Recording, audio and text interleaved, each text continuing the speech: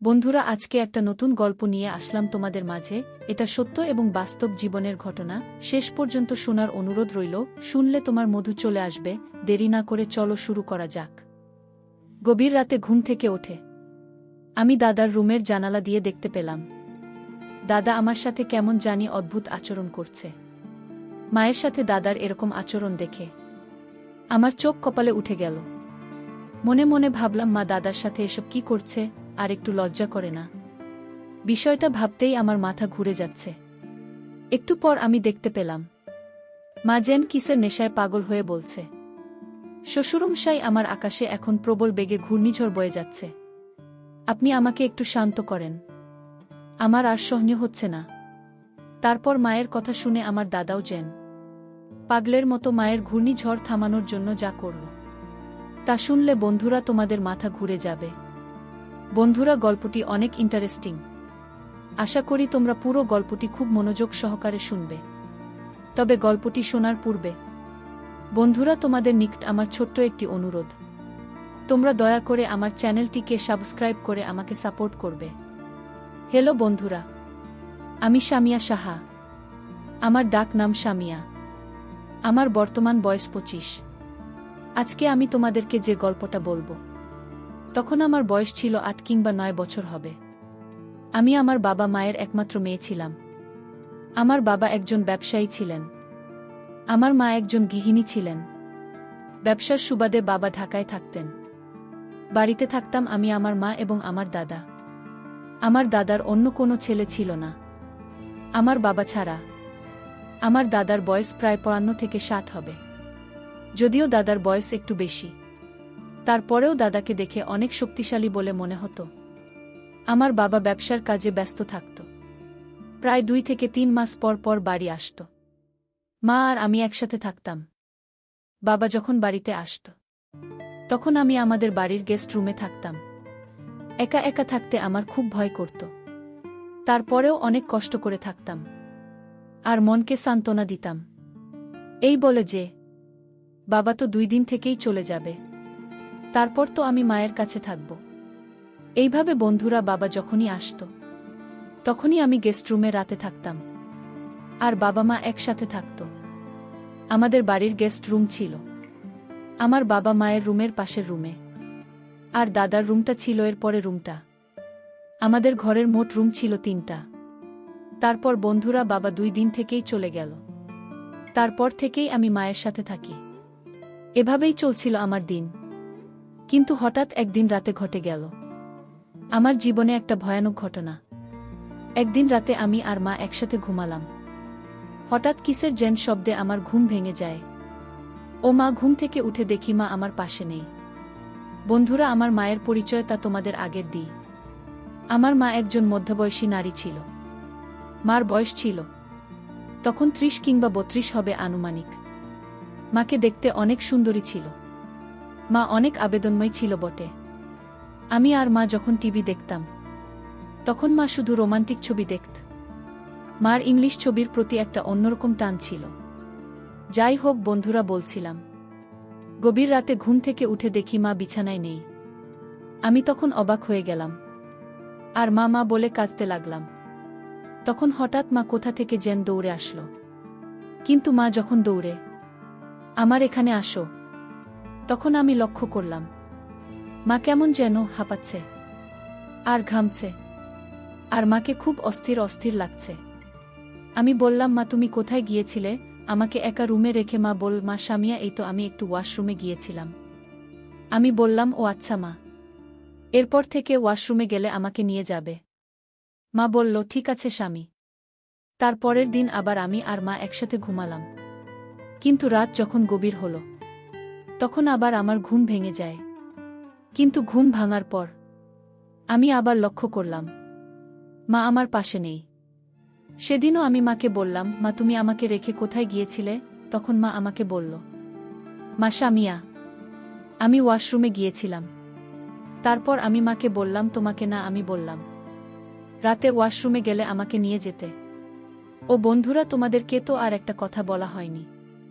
আমরা গ্রামে থাকতাম। ওয়াশরুমটা আমাদের মূল ঘরের বাইরে ছিল। অর্থাৎ আমাদের বাড়ির পিছনে ছিল। তো যাই হোক বন্ধুরা, তারপর আমি মাকে বললাম, তোমাকে না বলেছিলাম ওয়াশরুমে গেলে আমাকে নিয়ে যেতে? আমার কথা শুনে মা একেবারে চুপ হয়ে থাকত। পরের দিন ও বন্ধুরা একই অবস্থা। তারপর মা যখন রুমে আসত তখনই মাকে একেবারেই এলোমেলো অবস্থায় দেখা যেত। মাকে সত্য বলেও আমি কোনো কিছুই করতে পারি নাই। বন্ধুরা, তখন আমার বয়স ছিল মাত্র 8 বছর। খুব একটা বেশি বুঝতামও না। তারপরও আমি চিন্তা করলাম, মা প্রতিদিন কোথায় যায়, কি করে, আমাকে বিশ্বাস খুব ভালো করে জানতে হবে, বুঝতে হবে। আমি কোনো কিছু বললে মা কোনো উত্তর দেয় না কেন? বিষয়টা নিয়ে অনেক চিন্তায় পড়ে গেলাম আমি। মাঝে মাঝে মনে হয়েছিল আমি বাবার কাছে বিশ্বাসের করি। তারপর ভাবলাম, না, যদি বাবার কাছে শেয়ার করি তাহলে হয়তো মা আমাকে বকা দিবে। তাই চিন্তা করলাম, যেভাবে হোক আমাকে রহস্য খুঁজে বের করতে হবে। মা প্রতিদিন কোথায় যায়, কি করে, তা আমাকে জানতেই হবে। এভাবে প্রায় 1 মাসের মতো আমি বিশ্বের সাথে লক্ষ্য করলাম আর এর রহস্য খুঁজে বের করার জন্য চেষ্টা করলাম। কিন্তু আমি কোনোভাবেই এর রহস্য খুঁজে বের করতে পারছিলাম না। একদিন আমি চিন্তা করলাম, আজকে আর ঘুমাব না। আজকে আমি ঘুমের ভান করে পড়ে থাকব। দেখব মা কোথায় যায়, যদি আমার ঘুম বেশি। তারপরে আমাকে কষ্ট করে হলেও এর রহস্য খুঁজে বের করতে হবে। পরের দিন আমি আর মা একসাথে ঘুমালাম। আমি ঘুমের ভান ধরে রইলাম।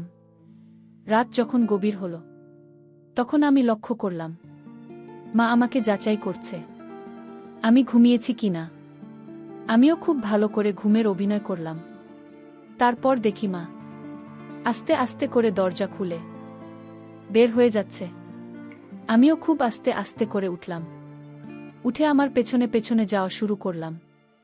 কিন্তু আমি রুম থেকে বের হতে না হতেই আর মাকে খুঁজে পেলাম না। মা কোথায় যেন চলে গেল। বিষয়টা আমার কাছে খুব বিস্ময়ের মতো মনে হলো।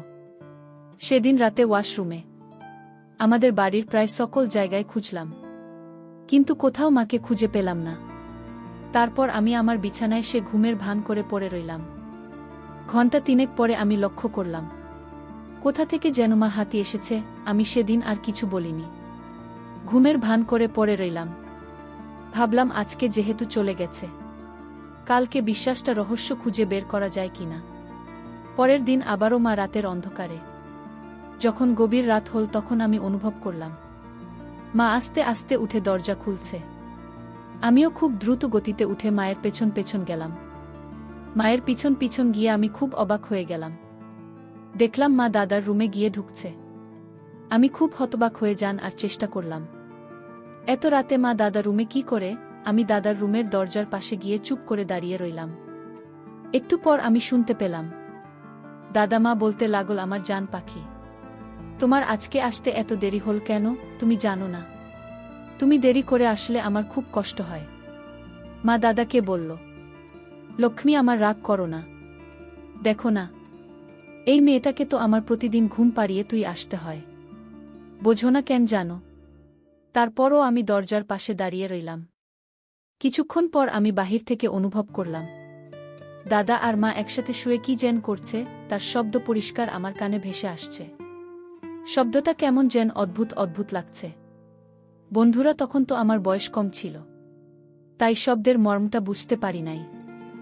এখন বুঝতে পারছি এই শব্দের মর্মটা। শব্দটা দুটি প্রাণের অন্তিম মুহূর্তের অজানা সুখের। যাই হোক বন্ধুরা, সেদিন আমার মনে খুব কৌতূহল জেগেছিল যে আমার 60 বছর বয়সী দাদার সাথে আমার মা কি করে, তা আমাকে নিজের চোখে দেখতে হবে। তারপর বন্ধুরা অনেক চেষ্টা করেছিলাম ভিতরে কি হয় জানার, কিন্তু কোনো উপায় পাচ্ছিলাম না। অবশেষে দাদার রুমের জানালার এক পাশ দিয়ে দেখার একটি সুযোগ পেয়েছিলাম। দেখলাম মা দাদার সাথে কেমন যেন এক অদ্ভুত আচরণে মগ্ন। দাদা আমার সাথে কেমন যেন এক অদ্ভুত আচরণে মগ্ন। আমার কাছে মনে হয়েছিল তারা যেন কোনো এক সুখের আশায় অজানা কোনো রাজ্যে বিভিন্ন রকম শান্তির খোঁজে ভাসছে। একটু পর আমি দেখতে পেলাম মা যেন কিসের নেশায় পাগল হয়ে বলছে, শ্বশুরমশাই, আমার আকাশে এখন প্রবল বেগে ঘূর্ণিঝড় বয়ে যাচ্ছে, আপনি আমাকে একটু শান্তি করেন। আর শনি হচ্ছে না। তারপর মায়ের কথা শুনে আমার দাদাও যেন পাগলের মতো মায়ের ঘূর্ণিঝড় থামানোর চেষ্টা করছে। আরে দিতে মাঘে একেবারে ছানাবড়া হয়ে গেছে। আর অপরদিকে দাদা আমার ঘূর্ণিঝড় থামানোর জন্য প্রাণপণে চেষ্টা করে যাচ্ছে।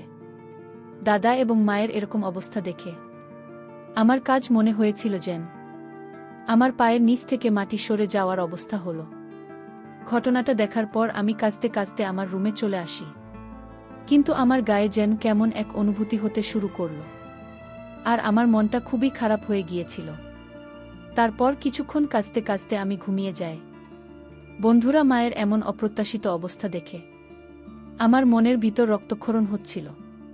তারপরেও মায়ের ভুল ধরতে নেই, কারণ মা তো মায়ের কোনো তুলনা এই জগতে হয় না। মা শত ভুল করলেও এই সমাজে, এই ঘুণে ধরা সমাজের কোনো বিচার নেই। আমার গল্পটি বন্ধুরা হয়তো তোমরা একটি বানোয়াট গল্প মনে করতে পারো, কিন্তু পৃথিবীতে এমন কিছু ঘটনা ঘটে যা সাধারণত মানুষ কখনো বিশ্বাসই করতে চায় না। আমার ঘটনাটিও ঠিক সেই রকম ঘটনার মধ্যে একটি, যার রহস্য কোনো মানুষ বের করতে পারবে না। এই অয়াতীত নিষিদ্ধ লীলা, এরকম ধরনের অপ্রত্যাশিত ঘটনা যুগ যুগ ধরে হাজার হাজার ঘটে আসছে, যার সীমাবদ্ধতা শুধু অন্ধকারে ঢেকে থাকে। বন্ধুরা, আজকে এই পর্যন্তই। আবারও আসব তোমাদের মধ্যে নতুন কোনো ভিডিও নিয়ে। ভিডিওটি যদি তোমাদের ভালো লাগে তাহলে একটি লাইক দাও। প্রতিদিন আমি তোমাদেরকে একটা করে নতুন গল্প উপহার দিব, তাই তোমাদেরকে অনুরোধ করে বলছি, তোমরা যদি এরকম ধরনের ইন্টারেস্টিং গল্প পেতে চাও তাহলে দয়া করে আমার চ্যানেলটি সাবস্ক্রাইব করো। পরিশেষে তোমাদের সকলের সুস্বাস্থ্য কামনা করি। ভিডিওটি দেখার জন্য তোমাদের সকলকে অসংখ্য ধন্যবাদ।